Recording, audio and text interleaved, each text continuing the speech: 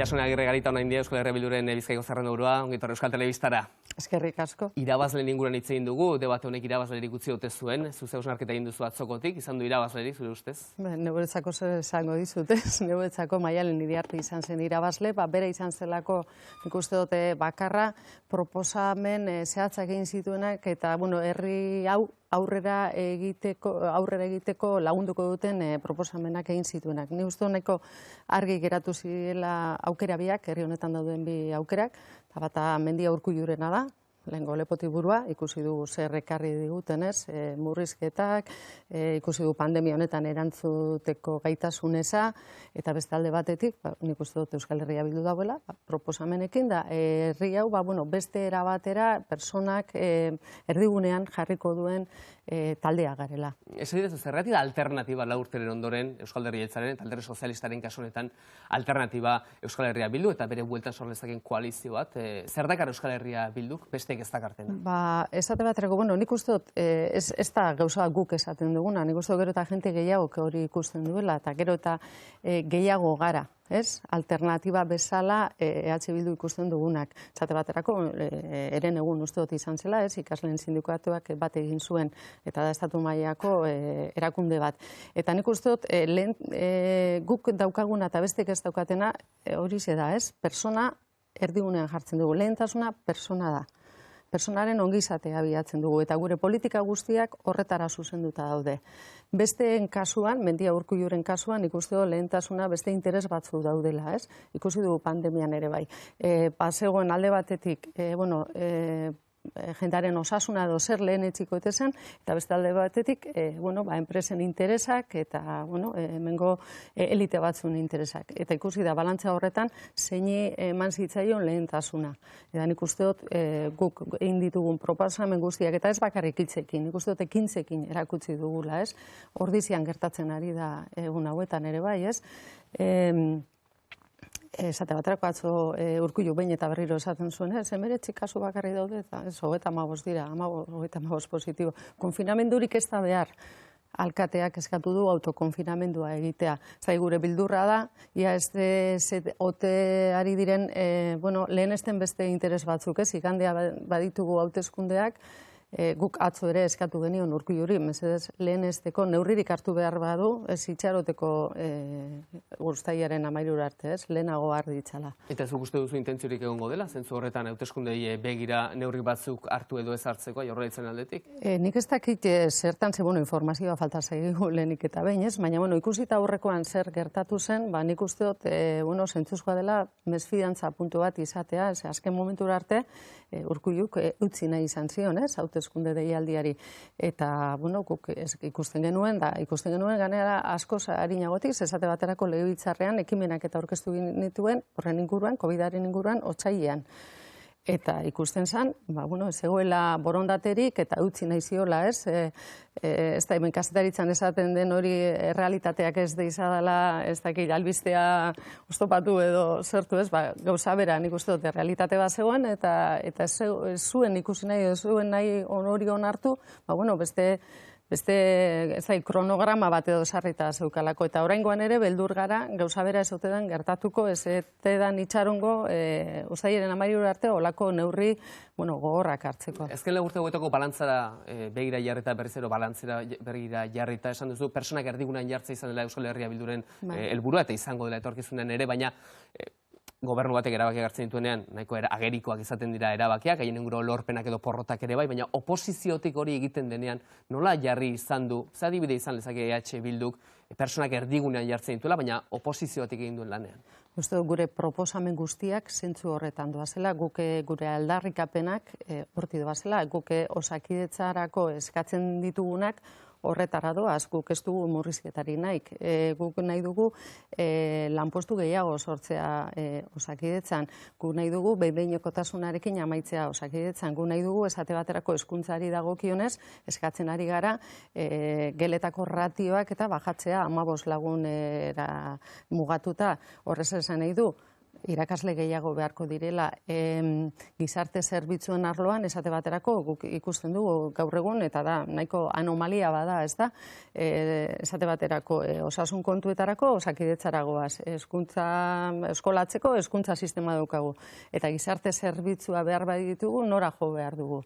Nora jo behar dugu. Udalera, aldundira, jaurlaritzara, danetara, gizarte zerbitzuen arloa da kontu bat aldatu egiten dela herrialdetik herrialdera eta gainera desoreka handia daude. Esate baterako, Gipuzkoan, erresidentzietako langileak bikoiztea dira zeren Bizkaiaren aldean, ez da? Orduan guk proposatzen duguna esate baterako da gizarte zerbitzuen sistema publiko bat eta badakarra. Eta aldundi eskumenak kendu zentzu horretan? Nik uste dut hori prozesu instituzionala edo hori aztertu beharko litzateke, baina nik uste dut erizpidea bakarra izan behar da, eta eskaini behar dan zerbitzua bakarra izan behar dela. Ez da eskumen kontu bat, hori da antolaketa modu bat, koordinatzeko modu bat, baina egon behar da lehiatila bakarra. Nik gizarte zerbitzuren bat beharko baneu, jakin beharko nuke nora joan.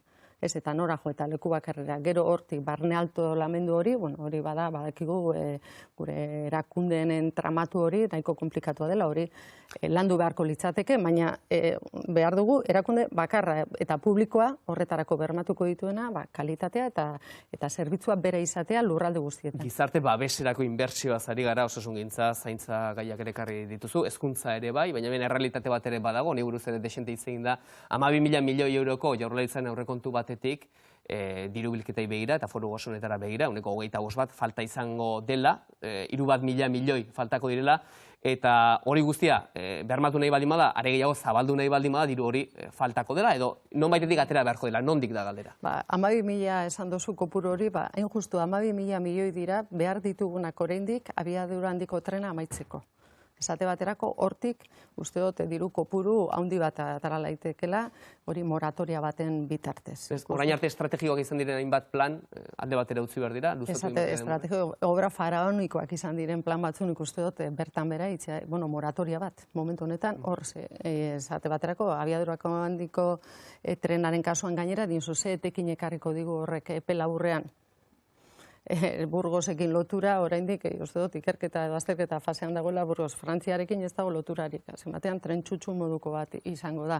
Eta 12.000 milioi euro horretan gastatu, zu izan duzu aurrekotu oso bada.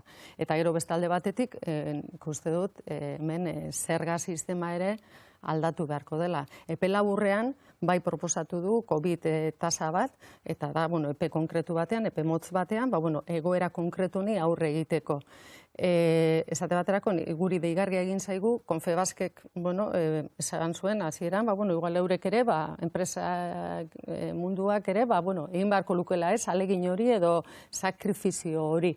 Ez? Eta, ez dakit, Urkulluk entzun gorre egin du, ez? Da hori nahiko deigarria egiten zaigu, beste batzuetan Confebaskek dionari, nahiko men egiten dio, ez? Eta norbanako zerga gehiago ezarriko zeniekete? Norbanakoek, guk zergak, nidak edela oraindik ere ordaintzen jarraitzen dugu. Nik uste norbanakoek hemen ordaindu behar dugu bakoitza daukagunaren arabera. Bizkaian esate baterako populazioaren 2% dauka hemengo aberastasunaren 20%. Nik uste dut ere neurri horretan ordaindu behar dutela. Hemen lanean dagoen jente guztiak, hemen zintzo ordaintzen ditu zergak hile guztietan. Enpresetan berdin ordaintzen da, horren arabera, irabazten dutenaren arabera ordaintzen dute, guk ez dugu esaten ez desaten irabazi, guk esaten duguna da, irabazten dutenaren arabera ordaindu dezatela, beste guztiok ordaintzen dugun bezala. Eta zer egin liteke parlamentutik jaurlaritzatik eskumen hori foru ogasunena baldin bada eta aldundiena baldin bada? Borondate politikoarekin dena egin daiteke, eta nik uste dut legebiltzarrak diona, nik uste dut aintzakotzat hartu beharko luketela aldundiek ere bai. Eta horre egin beharko litzeke reforma integral bat, erakunde bakotzaren papera eta aztertuta, hori da gauza, kontua da, horretarako borondatea aukitzea hori dana, zerga sistema guzti hori egin izan dira, Gipuzkoan egin zan aurrera pausu bat, gu aldundian gen dela. Babes sozialez hitz egin dugu, baina gizarte kohesiorako tresnarik onenetakoa ziurrenik lana izatea bera izango da, eta kalitatezko eta landuin bate izatea. Ze sektoreren alde ingo luke apustu EH Bildu zentzu honetan, kalitatezko eta prekario ez den lan basortza aldera? Hemen uste dute kalitatezko enplegua argi eta garbi dago edo enplegu publikoan edo industrian. Enplegu publikoan gu proposatzen dugu enplegu publikoko langileak gehitzea, esate baterako, Europako mailara helduta, askoz ere porcentaje handiago dagoelako, eta bestetik industria argi eta garbi dago, industriak sortzen duela hemen aberastasuna, eta industriak sortzen duela kalitatezko enplegua. Hor uste dugu, momentu honetan ez dagoela plan bat, Urkulluk ez dauka plan zehatz bat industriarako. Ez, bai, milioiak eta banatzen dituan hemen, baina plan zehatzi barik, ez.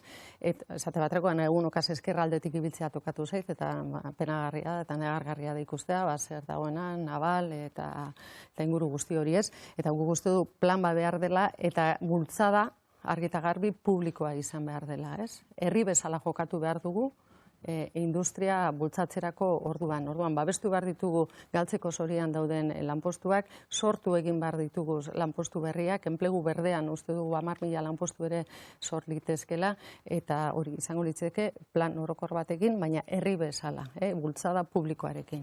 Industriari buruz ari gara, industrien hondakinak ere sortzen dira, eta beste gaietakoa izan da, Zaldibarko hondamendi hori, ez beharra handi hori, eta horrek ere alor personalago eta drama humanoaz arago. Jarri izan duela erdigunean beste eztabaida bat, ez? Zer egin hondakin industrial horiekin guztiekin. Zentzu horretan, ekonomia industrialek izan behar baldin badu hondakin horiekin zer egin behar da? Argi dagoena da zer ez den egin behar.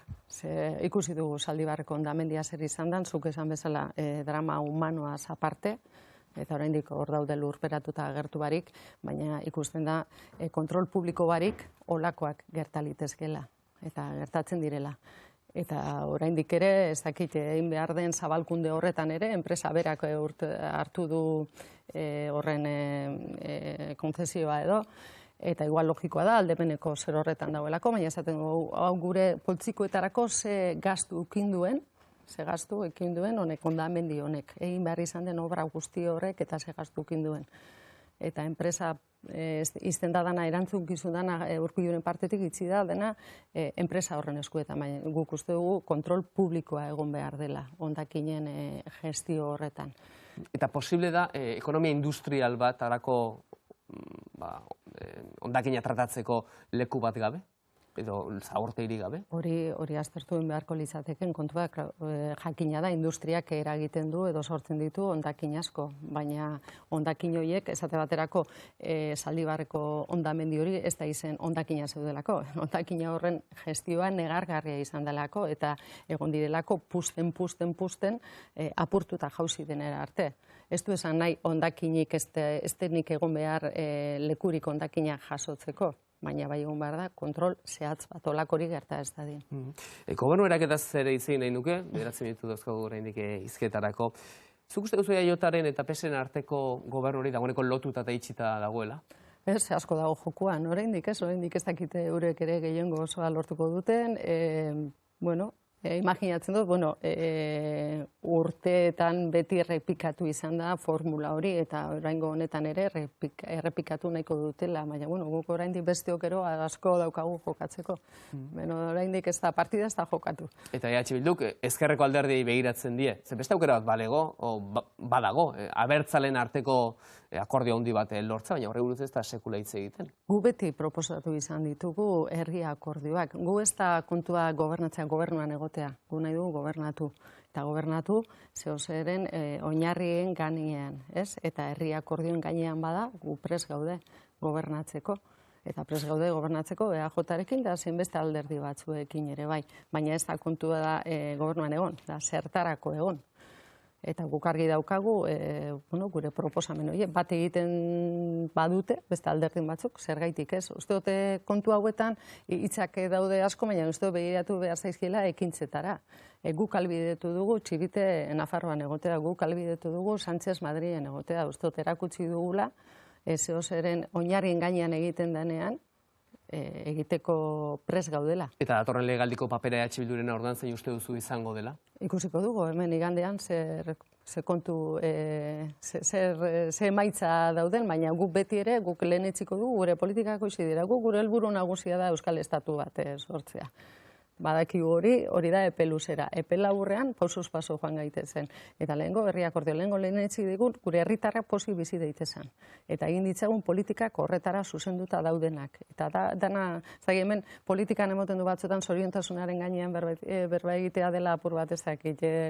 Ez dala egokitzen. Igualen Zurinek esan duen ikuspeditik behar bada politika egiteko modua oso maskulinoa delako, baina nik uste zoriontasunari buruz ere hitz egin behar duela. Ze azken batean dano bilatzen dugu hori. Eta nik uste politika ere horretara zuzenduta egon behar dela. Independentziak emango digu esaterako zoriontasun hori? Ba, nik uste Espainiarekin batera baino zoriontasun handiagoa, bai, nire iritziz, bai. Batzuetan, beti, mendiak esaten duen diskurso hori, ez? Beti kontu identitarioekin da, zera. Ez da identitate kontu bat bakarrenik euskal pasaporte bat edo nortasun agiri bat ukitzea, ilusio, posgarria izango litzateke. Nik ez dut nahi independentzia horretarako. Ni nahi dut independentzia hemen guk geure erabakiak arditzagun. Ze uste dut personalik egokienak eta herritarrok zer nahi dugun hemen eremu honetan ondoen dakigunok bertakook garela. Eta nik uste dut independienteak izango baginak, uste dut politika askoz gertuko hauak inal izango genituzkela, eta nik uste dut gurera begire, gure zoriontasun hori bilatzeko askoz errezago izango litzateke. Madrilen, Espainian nik uste dut hori Espainiako estatua demokratizatzea nahiko zaila dela. Hori onde sozialistak eta Podemos, gobernu progresistoagoa, urrengoan ez dakik nostru fascistak etorriko ete diren.